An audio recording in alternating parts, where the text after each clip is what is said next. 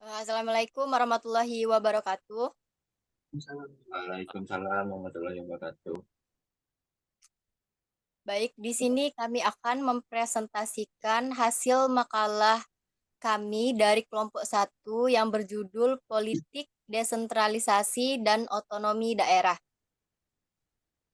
Saya Deli Oktaviani sebagai moderator dan Mas Agus Arahman Wempi sebagai pembaca, Edit Tri Rahmat sebagai pembaca, dan yang terakhir yaitu Randy Fahmi Prayuda sebagai pembaca.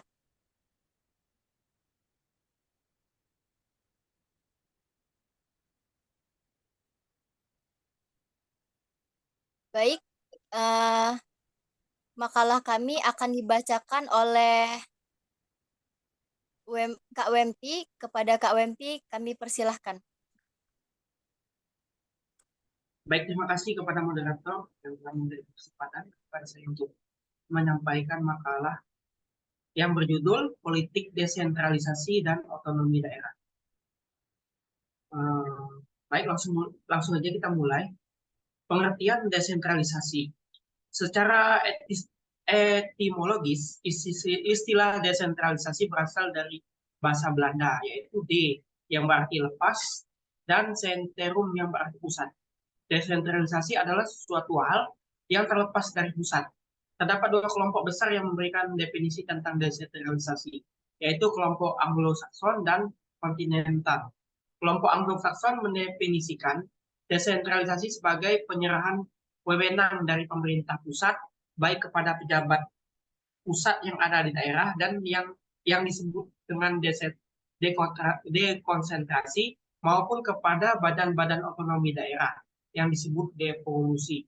Devolusi berarti sebagian kekuasaan diserahkan kepada badan-badan politik di daerah yang diikuti dengan penyerahan kekuasaan sepenuhnya untuk mengambil keputusan baik secara politis maupun secara administratif.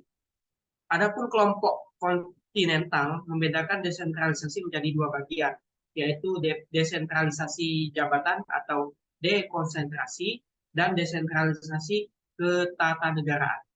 Dekonsentrasi adalah penyerahan kekuasaan dari atas ke bawah dalam rangka kepegawaian guna kelancaran pekerjaan semata. Adapun desentralisasi ketatanegaraan merupakan pemberian kekuasaan untuk mengatur daerah di dalam lingkungannya guna mewujudkan asas demokrasi dalam pemerintahan negara. Menurut ahli ilmu tata negara, dekonsentrasi merupakan pelimpahan wewenang dari alat pelengkapan negara di pusat kepada instansi bawahannya guna melaksanakan pekerjaan tertentu dalam penyelenggaraan pemerintahan. Pemerintah pusat tidak kehilangan kewenangannya karena instansi bawahan melaksanakan tugas atas nama pemerintahan pusat. Dekonsentrasi adalah pelimpahan wewenang dari pemerintah pusat ke daerah otonom sebagai wakil pemerintah atau perangkat pusat di daerah dalam kerangka negara kesatuan. Lembaga yang melimpahkan kewenangan dapat memberikan perintah pada pejabat yang dilimpahi kewenangannya itu mengenai pengambilan atau pembuatan keputusan. Menurut Amran Muslimin, desentralisasi dibagi atas 3 bagian, yaitu yang pertama desentralisasi politik, yaitu pelimpahan kewenangan dari pemerintah pusat yang meliputi hak mengatur dan mengurus kepentingan rumah tangga sendiri bagi badan-badan politik di daerah yang dipilih oleh rakyat dalam daerah-daerah tertentu. Yang kedua, desentralisasi fungsional, yaitu pemberian hak kepada golongan-golongan tertentu untuk mengurus segolongan kepentingan tertentu dalam masyarakat, baik terikat maupun tidak pada suatu daerah tertentu, seperti mengurus irigasi bagi pertanian. Yang ketiga, yaitu desentralisasi kebudayaan, yaitu pemberian hak kepada golongan-golongan minoritas dalam masyarakat untuk menyelenggarakan kebudayaan sendiri, seperti ritual kebudayaan. Dengan demikian, maka dapat disimpulkan bahwa desentralisasi pada dasarnya adalah suatu proses penyerahan sebagian wewenang dan tanggung jawab dari urusan yang semula adalah urusan pemerintah pusat kepada badan-badan atau lembaga-lembaga pemerintah daerah. Tujuannya adalah agar urusan-urusan dapat beralih kepada daerah dan menjadi wewenang serta tanggung jawab pemerintah daerah. Desentralisasi mengandung segi positif dalam penyelenggaraan pemerintahan, baik dari sudut politik, ekonomi, sosial, budaya, dan pertahanan keamanan. Dilihat dari fungsi pemerintah, desentralisasi menunjukkan beberapa hal, yaitu satu, satuan-satuan desentralisasi lebih fleksibel. Yang kedua, satuan-satuan desentralisasi dapat melaksanakan tugas lebih efektif dan efisien. Yang ketiga, satuan-satuan desentralisasi lebih inovatif. Yang keempat, satuan-satuan desentralisasi mendorong tumbuhnya sikap moral yang lebih tinggi, serta komitmen yang lebih tinggi dan lebih produktif. Pada praktiknya, desentralisasi sebagai suatu sistem penyelenggaraan pemerintah, daerah memiliki beberapa kelebihan dan kelemahan. Adapun kelebihan desentralisasi antara lain satu, struktur organisasi yang disentralisasikan merupakan pendelegasian wewenang untuk memperingan manajemen pemerintah pusat. Yang kedua, mengurangi bertumpuknya pekerjaan pemerintah pusat. Yang ketiga, dalam menghadapi permasalahan yang amat mendesak, pemerintah daerah tidak perlu lagi menunggu instruksi dari pemerintah pusat. Yang keempat, hubungan yang harmonis dapat ditingkatkan dan dapat lebih dioptimalkan gaya kerja antara pemerintah pusat dan daerah. Yang kelima, peningkatan efisien dalam segala hal, khususnya penyelenggaraan pemerintahan, baik itu pemerintah pusat maupun daerah. Yang keenam, mengurangi birokrasi dalam arti buruk karena keputusan dapat segera dilaksanakan. Yang ketujuh, bagi organisasi yang besar dapat memperoleh manfaat dari keadaan di tempat masing-masing. Selanjutnya, yang ke-8, sebelum rencana dapat diterapkan secara keseluruhan, maka pada awalnya dapat diterapkan dalam satu bagian tertentu terlebih dahulu, sehingga rencana selanjutnya dapat dirubah. Yang ke-9, resiko yang mencakup kerugian dalam bidang kepegawaian, fasilitas, dan organisasi dapat terbagi-bagi. Yang ke-10, dapat diadakan perbedaan dan khususan yang berguna bagi kepentingan tertentu. Yang ke-11, desentralisasi secara psikologis dapat memberikan kepuasan bagi daerah karena sifatnya yang langsung. Selain memiliki kelebihan, desentralisasi juga memiliki kelemahan. Adapun kelemahan desentralisasi antara lain yang satu, besarnya badan struktural pemerintah yang membuat struktur pemerintah bertambah kompleks yang berimplikasi pada lemahnya koordinasi. Yang kedua, keseimbangan dan kesesuaian antara macam-macam kepentingan daerah dapat lebih mudah terganggu. Yang ketiga, desentralisasi teritorial mendorong timbulnya paham kedaerahan. Yang keempat, keputusan yang diambil memerlukan waktu yang lama karena memerlukan perundingan yang bertele-tele. Yang kelima, desentralisasi memerlukan biaya yang besar dan sulit untuk memperoleh keseragaman dan kesejahteraan.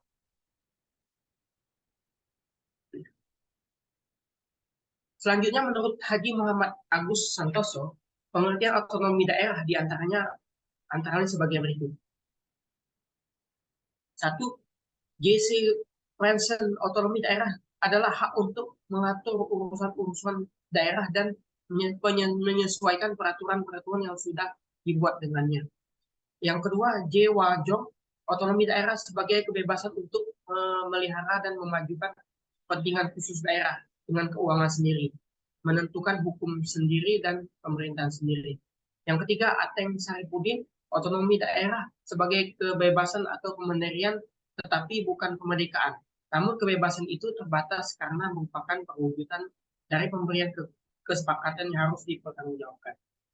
Yang keempat, menurut Undang-Undang Republik Indonesia Nomor 9 tahun 2015 tentang perubahan kedua atas Undang-Undang Nomor 23 tahun 2012 tentang pemerintahan daerah, otonomi daerah adalah hak, wewenang, dan kewajiban daerah otonom untuk mengatur dan mengurus sendiri urusan pemerintahan dan kepentingan masyarakat sesuai dengan peraturan perundang-undangan. Otonomi daerah adalah kewajiban yang diberikan kepada daerah otonom untuk mengatur dan mengurus urusan pemerintahan dan kepentingan masyarakat setempat. Menurut aspirasi masyarakat, tujuan otonomi daerah adalah untuk meningkatkan daya guna dan hasil guna penyelenggaraan pemerintahan dalam rangka pelayanan terhadap masyarakat dan pelaksanaan pembangunan sesuai dengan peraturan perundang-undangan. Adapun yang dimaksud dengan kewajiban adalah kesatuan masyarakat hukum yang mempunyai batas-batas wilayah yang berwenang mengatur dan mengurus urusan pemerintahan dan kepentingan masyarakat setempat menurut prakarsa sendiri berdasarkan aspirasi masyarakat. Dengan demikian dapat simpulan bahwa otonomi daerah adalah keleluasaan dalam bentuk hak dan wewenang serta kewajiban dan tanggung jawab badan pemerintah daerah untuk mengatur dan mengurus rumah tangganya sesuai keadaan dan kemampuan daerahnya sebagai manifestasi dari desentralisasi. Selanjutnya akan disambung oleh saudara M. Edi. Terima kasih Kak MP. Baiklah, saya akan menyambung C. Otonomi daerah dalam konteks negara kesatuan. Negara Republik Indonesia sebagai negara kesatuan menganut asas desentralisasi dalam penyelenggaraan pemerintah dengan memberikan kesempatan dan keleluasaan kepada daerah untuk menyelenggarakan otonomi daerah. Pelaksanaan otonomi daerah di Indonesia diselenggarakan dalam rangka memperbaiki kesejahteraan rakyat. Pengembangan suatu daerah dapat disesuaikan oleh pemerintah daerah dengan memperhatikan potensi dan kearifan daerah masing-masing. Hal ini merupakan kesempatan yang sangat baik bagi pemerintah daerah untuk membuktikan kemampuannya dalam melaksanakan kewenangan yang menjadi hak daerah. Pelaksanaan otonomi daerah selain berlandaskan pada acuan hukum, juga sebagai implementasi tuntutan globalisasi yang diberdayakan dengan cara memberikan daerah kewenangan yang lebih luas, lebih nyata, dan bertanggung jawab, terutama dalam mengatur, memanfaatkan, dan menggali sumber-sumber potensi yang ada di daerahnya masing-masing.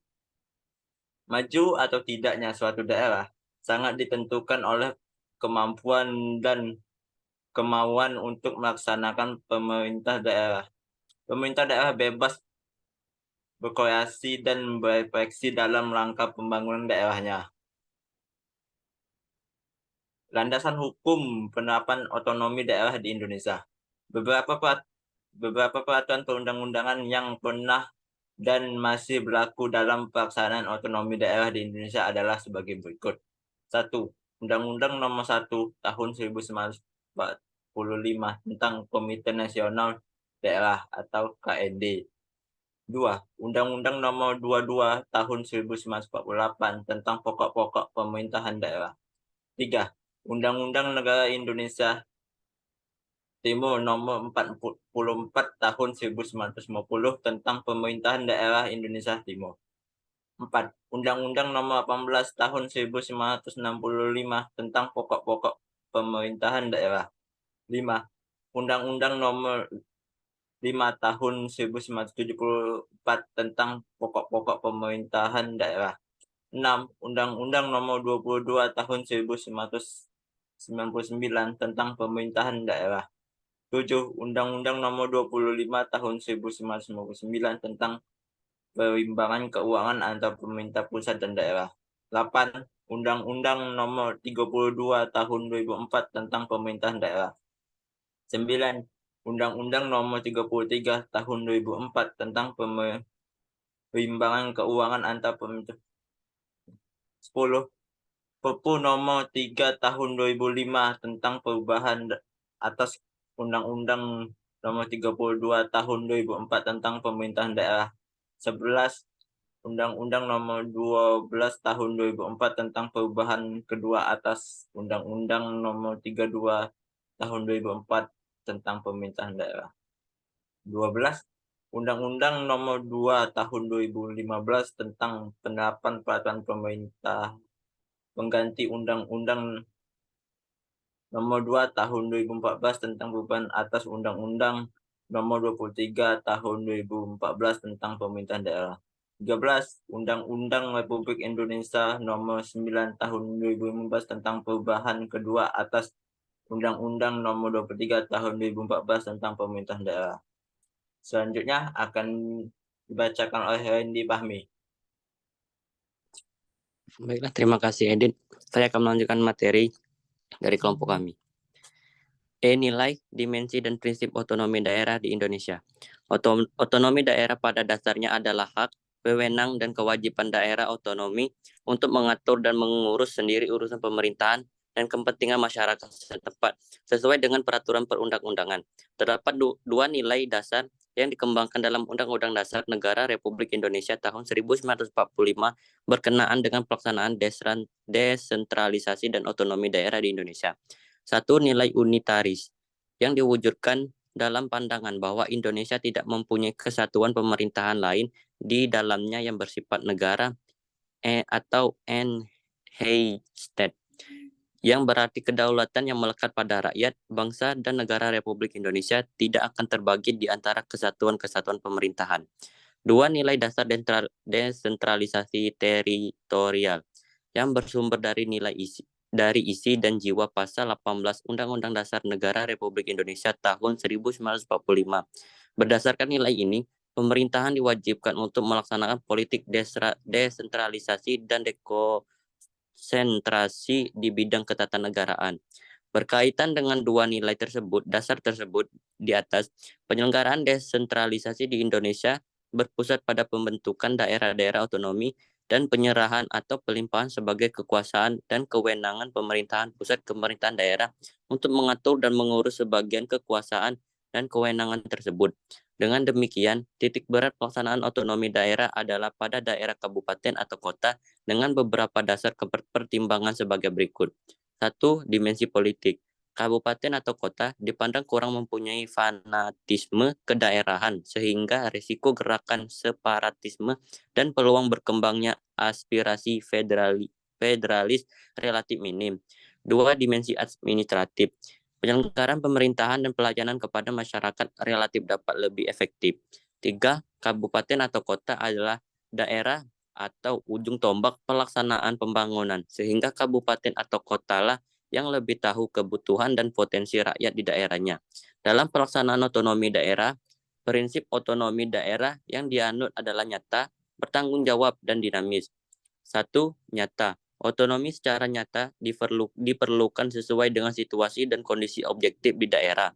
2. Bertanggung jawab. Pemberian otonomi diselaraskan atau diupayakan untuk memperlancar pembangunan di seluruh pelosok tanah air. 3. Dinamis. Pelaksanaan otonomi selalu menjadi saran dan dorongan untuk lebih baik dan maju. Selain itu, terdapat 5 prinsip dalam penyelenggaraan pemerintahan daerah. 1. Prinsip kesatuan. Pelaksanaan otonomi daerah harus menunjang aspirasi perjuangan rakyat guna memperkokoh negara kesatuan dan mempertinggi tingkat kesejahteraan masyarakat lokal. 2. Prinsip real dan tanggung jawab. Pemberian otonomi kepada daerah yang harus merupakan otonomi yang nyata dan bertanggung jawab bagi kepentingan seluruh warga daerah. Pemerintahan daerah berperan mengatur proses dinamika pemerintahan dan pembangunan di daerah. 3. Prinsip penyebaran. Asas desentralisasi perlu dilaksanakan dengan asas dekonsentrasi. Caranya dengan memberikan kemungkinan kepada masyarakat untuk relatif dalam membangun daerahnya. 4. Prinsip keserasian. Pemberian otonomi kepada daerah mengutamakan aspek keserasian dan tujuan di samping aspek pendemokrasian. 5. Prinsip pemberdayaan. Tujuan pemberian otonomi daerah kepada daerah adalah untuk meningkatkan daya guna dan hasil guna penyelenggaraan pemerintahan di daerah, terutama dalam aspek pembangunan dan pelayanan kepada masyarakat, serta untuk meningkatkan pembinaan kestabilan politik dan kesatuan bangsa. Cukup sekian materi dari kami. Kembali kepada moderator. Baik, terima kasih kepada para pembaca. Itulah presentasi dari kelompok kami. Kepada para audiens, apakah ada yang ingin bertanya atau menyanggah? Kami persilahkan. Di sini kami membuka satu sesi 2 pertanyaan. Kepada para audiens, kami persilahkan.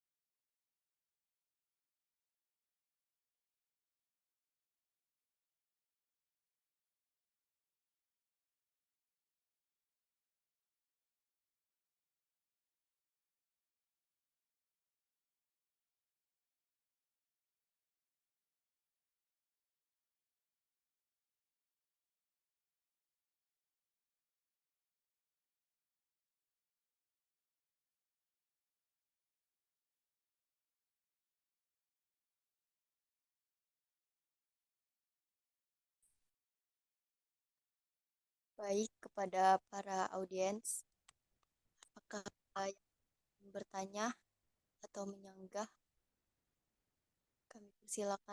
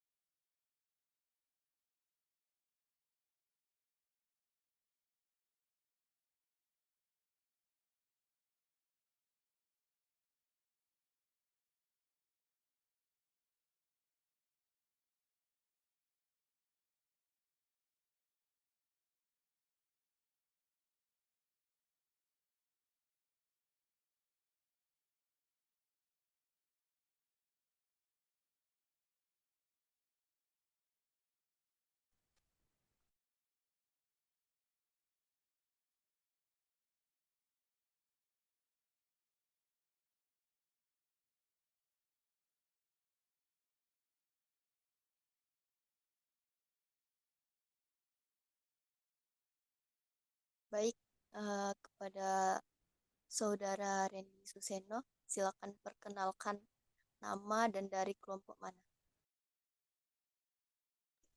Baik, terima kasih saudari moderator. Perkenalkan, Assalamualaikum warahmatullahi wabarakatuh.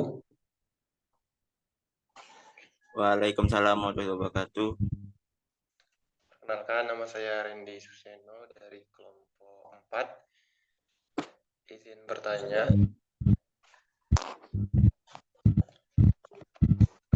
Sebelumnya sudah disampaikan bahwa judul makalah yang disampaikan yaitu politik desentralisasi dan otonomi daerah. Nah, sedangkan tadi merujuk pada latar belakang politik desentralisasi dan otonomi daerah itu yaitu permasalahan yang sedang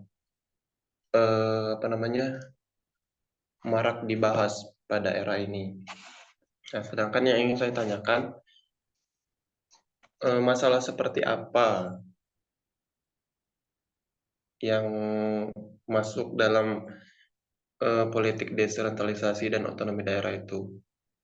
Bisa dicontohkan masalahnya seperti apa?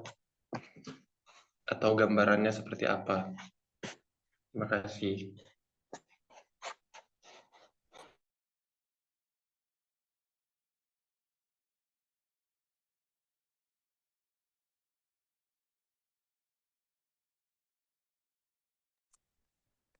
Terima kasih kepada Randy Suseno dari kelompok 4. Kepada para audiens yang lain, masih tersisa satu pertanyaan lagi. Adakah yang ingin bertanya sembari kami mencari jawaban?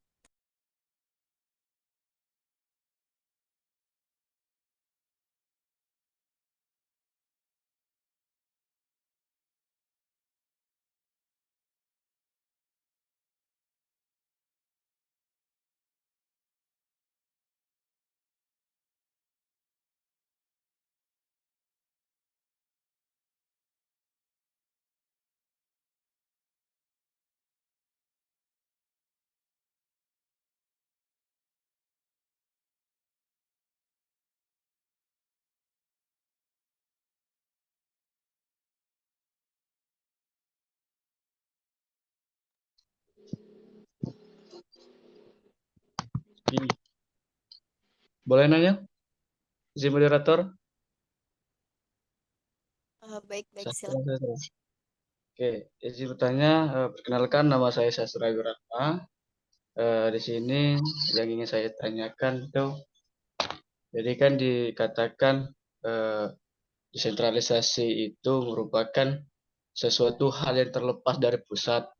Berarti kan sudah ada yang namanya dikatakan otonomi daerah. Berarti daerah itu mempunyai hak prerogatif untuk mengurus daerah masing-masing. dengan ekonominya, dengan tata kelolanya masing-masing.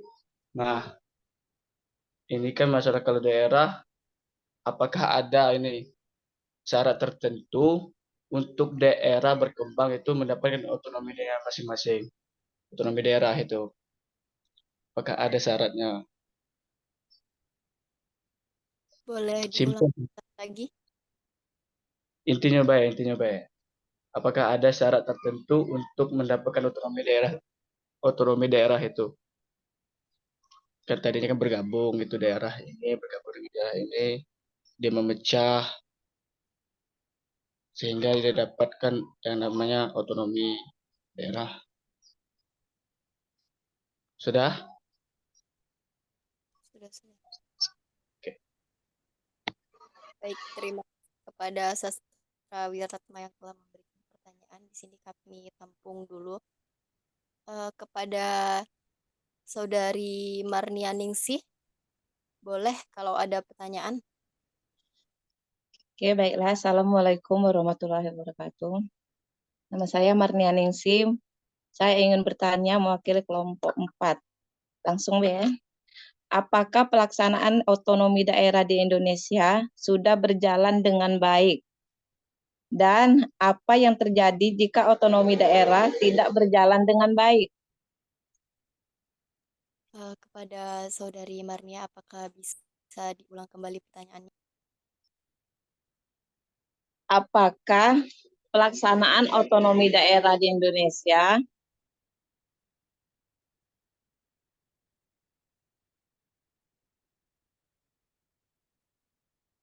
sudah berjalan dengan baik?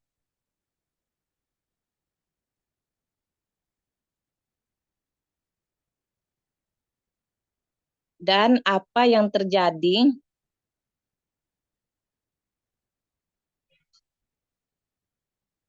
jika otonomi daerah tidak berjalan dengan baik?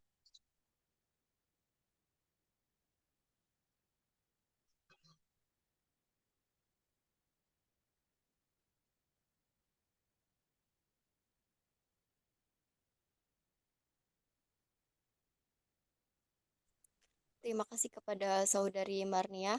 Kepada para audiens yang lain, kami meminta waktu untuk mencari jawaban.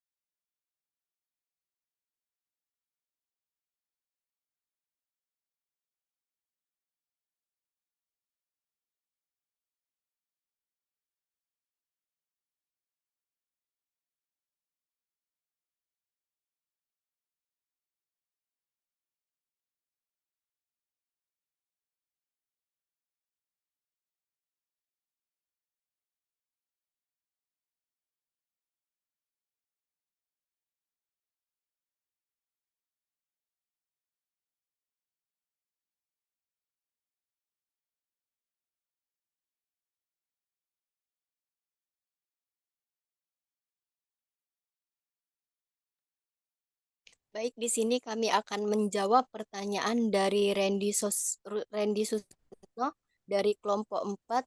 Masalah seperti apa yang masuk dalam desentralisasi dan otonomi daerah? Berikan contoh atau gambarannya. Akan dijawab oleh Saudara Randy Fahmi Prayuda. Kepada Saudara, kami persilahkan. Baiklah, saya sini akan menjawab pertanyaan dari Randy, yaitu permasalahan dalam politik desentralisasi dan otonomi daerah dapat mencakup berbagai hal seperti berikut. 1. Ketidaksetaraan antar daerah. Terdapat ketidaksetaraan dalam pengembangan infrastruktur, layanan kesehatan, dan pendidikan antar daerah yang bisa menjadi sumber konflik. 2. Korupsi dan penyalahgunaan kekuasaan. Dalam beberapa kasus, otonomi daerah dapat menjadi pembenaran untuk korupsi dan penyalahgunaan kekuasaan oleh pemerintahan daerah. 3. Koordinasi dan kolaborasi antar daerah. Terkadang koordinasi antara pemerintahan, pengembangan proyek bersama, dan pemecahan masalah regional. 4. Keuangan daerah. Banyak pemerintahan daerah mengalami kesulitan dalam mengelola anggaran mereka sendiri yang dapat berdampak negatif pada pelayanan publik dan pembangunan. 5. Konflik kepentingan. Perbedaan antara kepentingan nasional dan lokal dapat menyebabkan konflik, terutama dalam kasus di mana otonomi daerah seringkali bertentangan dengan kebijakan pemerintahan pusat. 6. Regulasi dan implementasi kebijakan. Implementasi kebijakan nasional di tingkat daerah seringkali tidak selaras, yang dapat mengganggu efisiensi dan efektivitas pelayanan publik. Semua permasalahan ini dapat mempengaruhi stabilitas politik dan pembangunan di tingkat daerah dan nasional.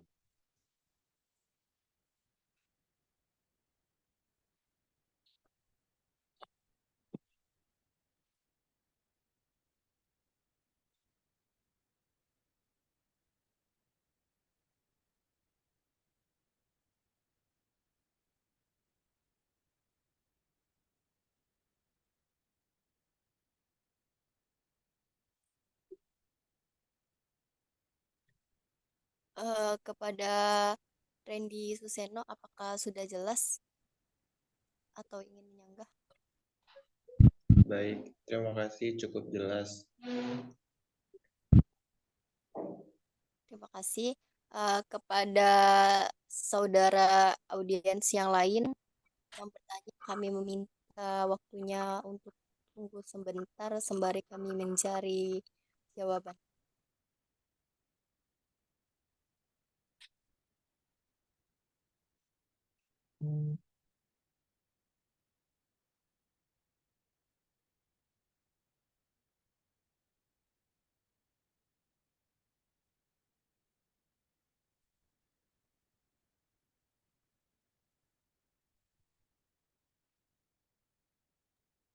Di sini kami akan menjawab pertanyaan dari Sastrawiratna, yaitu apakah ada syarat tertentu untuk mendapatkan suatu otonomi daerah, yang akan dijawab oleh Saudara Mas Agus Arahman Wempi. Kepada saudara kami persilahkan.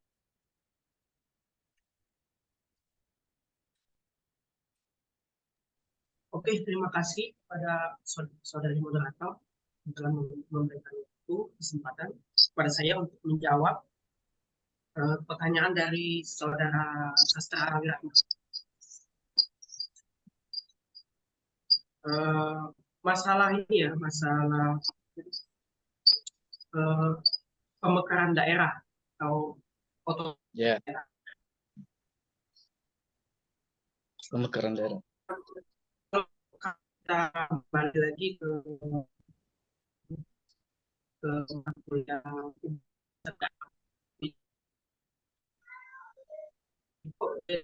dalam undang-undang tahun tentang pemerintahan daerah itu penyesuaian daerah. Nah, untuk daerah dari pasal 3 Suara. Gimana? Kedengaran ya? Suaranya putus-putus, Kak. Mohon maaf, bukan bohong. Makanya Oh, putus ya? iya. Ini sudah Putus-putus, tidak jelas. Nah, mas sekarang ini kedengeran. Oke. Ya, lancar. Coba lanjut lagi. Iya. Ini kan di pasal 32 UU nomor 23 tahun 2014 tentang pemerintahan daerah. Itu yang namanya pembentukan daerah itu ada dua ada tuh. Ada yang namanya mekar, ada yang gabung.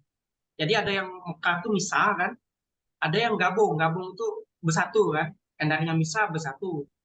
Yang darinya bersatu tadi mekar, itu berpisah kan. Nah, untuk pemekaran daerah itu ada di pasal 33 sampai dengan 43 UU nomor 23 tahun 2014.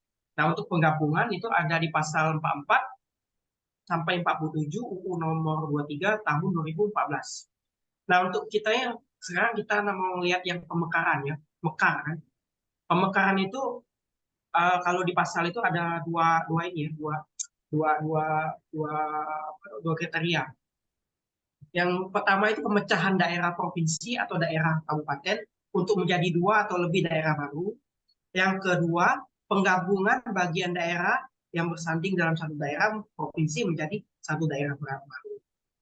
Nah, untuk pembentukan daerah baru tadi, yang pemisahan tadi, itu ada 3 syarat.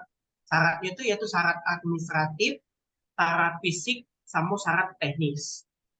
Nah, untuk syarat syarat administratif itu untuk provinsi baru, persiapan provinsi baru ya. Yang satu untuk syarat administratifnya persetujuan bersama DPR kabupaten kota yang akan menjadi cakupan wilayah daerah persiapan tadi. Yang kedua, persetujuan bersama DPR provinsi induk dan gubernur daerah provinsi induk.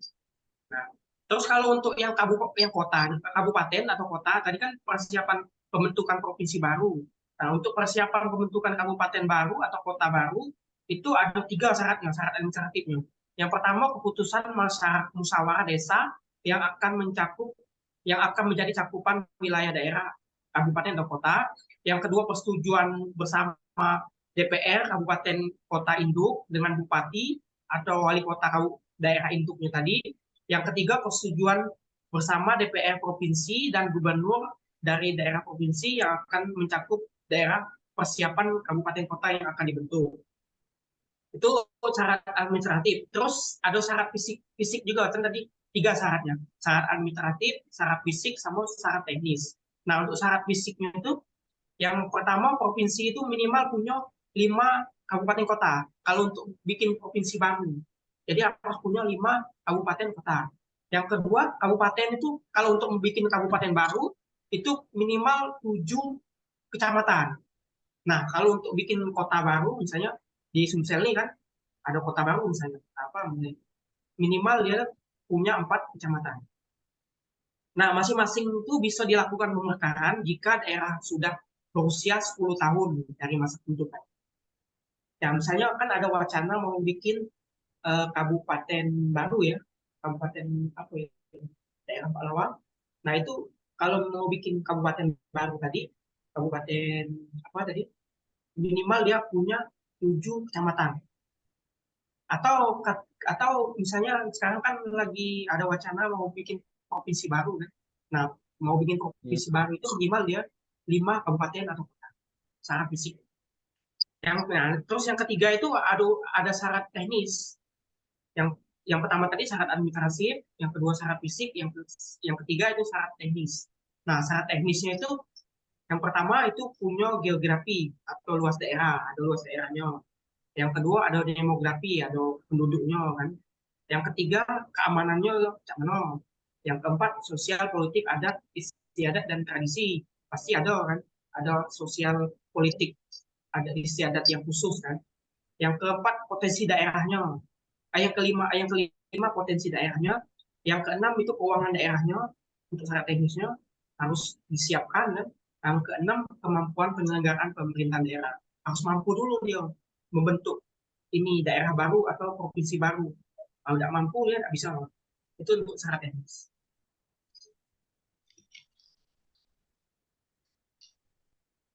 Nah, kayaknya cuma itu baik untuk pemekaran. Kalau untuk penggabungan dia bisa 2 daerah tadi bisa digabung jadi satu, itu mungkin lebih mudah kan gitu syaratnya dibandingkan dengan ini pemecahan.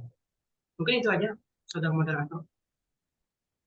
Baik, kepada saudara Sastra, apakah sudah jelas atau ingin menyanggah? Sudah jelas. Baik, terima kasih.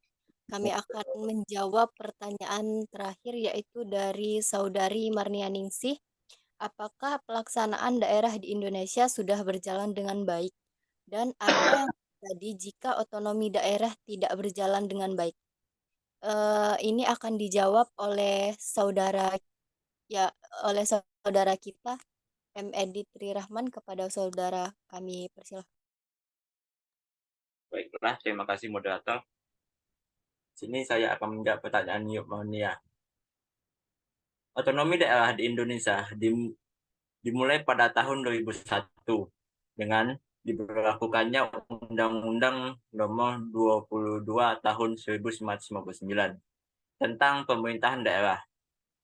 Sejak saat itu, berbagai provinsi dan kabupaten atau kota di Indonesia memiliki kewenangan untuk mengatur dan mengelola urusan pemerintahan sesuai dengan kebutuhan dan potensi daerahnya masing-masing. Meskipun demikian, sejauh ini, implementasi otonomi daerah di Indonesia tidak selalu berjalan dengan mulus di semua daerah. Ada beberapa tantangan dan masalah yang dihadapi, antara lain keterbatasan sumber daya. Banyak daerah di Indonesia menghadapi keterbatasan sumber daya manusia, keuangan, dan infrastruktur yang membuat mereka sulit untuk mengelola otonomi dengan efektif. 2. Ketidakmerataan pembangunan. Ada ketidakmerataan dalam pembangunan antar daerah. Beberapa daerah maju pesat dalam pembangunan infrastruktur dan ekonomi, sementara daerah lain masih tertinggal dalam hal tersebut. 3. Korupsi dan nepotisme. Masalah korupsi dan nepotisme juga masih menjadi hambatan dalam implementasi otonomi daerah. Praktik-praktik ini dapat menghambat pembangunan dan pengelolaan sumber daya secara adil dan efisien. 4. Tidak seimbangan kewenangan. Beberapa kewenangan yang seharusnya menjadi wewenang daerah masih dipegang oleh pemerintah pusat yang dapat menghambat kebijakan-kebijakan bersifat lokal. Jika daerah tidak berjalan dengan baik, berbagai dampak hal negatif dapat terjadi, antara lain tidak terpenuhinya kebutuhan masyarakat. Daerah mungkin tidak mampu memenuhi kebutuhan dasar masyarakatnya seperti pendidikan, kesehatan, dan infrastruktur karena keterbatasan anggaran dan sumber daya. 2. Ketidaksetaraan pembangunan. Ketidaksetaraan dalam pembangunan antar daerah dapat semakin memperburuk kesenjangan sosial dan ekonomi di daerah penduduk Indonesia. 3. Ketidakstabilan sosial dan politik. Kesenjangan sosial dan ketidakpuasan masyarakat terhadap pelayanan publik dapat menyebabkan ketidakstabilan sosial dan politik di daerah tersebut. 4. Pengaruh terhadap pembangunan nasional. Jika beberapa daerah tidak berkembang dengan baik, hal ini juga dapat mempengaruhi pertumbuhan ekonomi nasional secara keseluruhan. Oleh karena itu, penting bagi pemerintah pusat dan daerah untuk bekerja sama dalam memastikan bahwa otonomi daerah dapat berjalan dengan baik dan efisien, serta untuk mengatasi berbagai tantangan yang muncul dalam implementasinya. Sekian itu saja yang dapat saya sampaikan.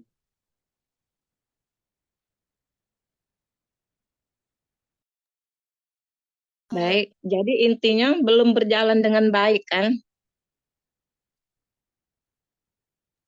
Ya, tergantung daerahnya masing-masing dan pemerintahan daerahnya masing-masing.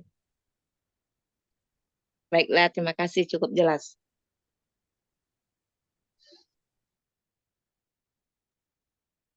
Terima kasih kepada Saudara Edit.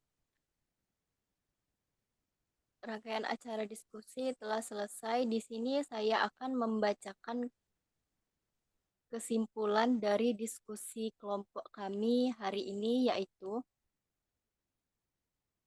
Negara Republik Indonesia sebagai negara kesatuan yang menganut asas desentralisasi dalam penyelenggaraan pemerintahan dengan memberikan kesempatan dan keleluasaan kepada daerah untuk menyelenggarakan otonomi daerah.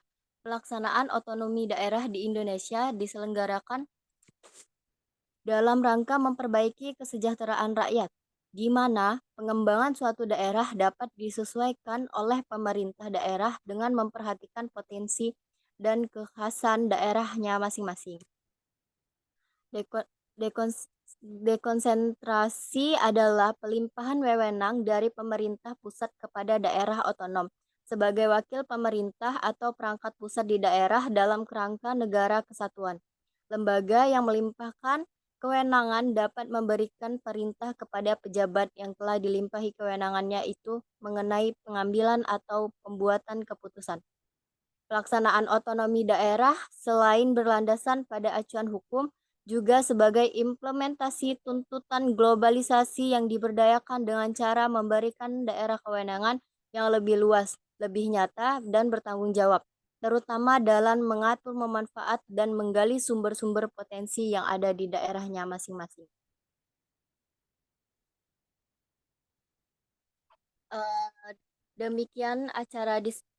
Demikian diskusi dari kelompok 1. Marilah kita ucapkan alhamdulillah. Sebagai moderator, saya mohon maaf atas segala kesalahan saat proses penyampaian. Wabillahi taufik wal hidayah. Wassalamualaikum warahmatullahi wabarakatuh. Waalaikumsalam.